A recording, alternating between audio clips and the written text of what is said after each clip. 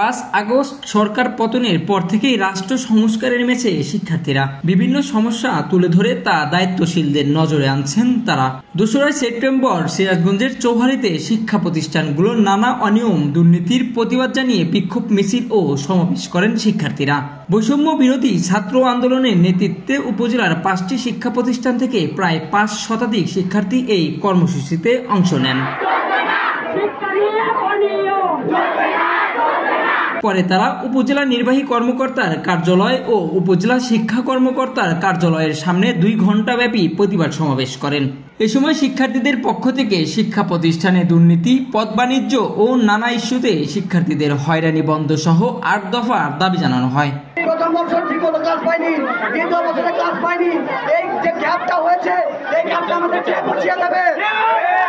আমরা আমাদের কর্তৃপক্ষের কাছে দায়িত্ব, তারা আমাদের এগুলো সব ঠিক করে দেবে এবং এই মাঠের পরিবেশ তাড়াতাড়ি শীঘ্রই তারা একটা সময় নেবে এবং এই সময়ের মাধ্যমে আমাদের এই ক্যাম্পাস কোনো পরিবেশকে ঠিক করে দেবে এবং এই ক্যাম্পাসকে সুন্দরভাবে চৌহালিকে সুন্দরভাবে আমাদের মাঝে প্রস্তুত করবে।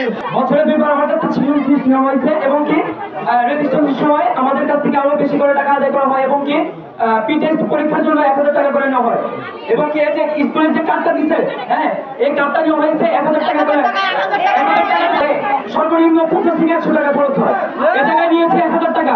এটা আমরা তীব্র নিন্দা জানাই এবং কি আমরা প্রতিবাদ জানাই। পরে ভারপ্রাপ্ত উপজেলা নির্বাহী কর্মকর্তার আশ্বাসে সমাবেশ থেকে ফিরে যান শিক্ষার্থীরা। ইমরান হোসেন আপনের তথ্যচিত্রে, সিরাজগঞ্জ টাইমস, চৌহালি।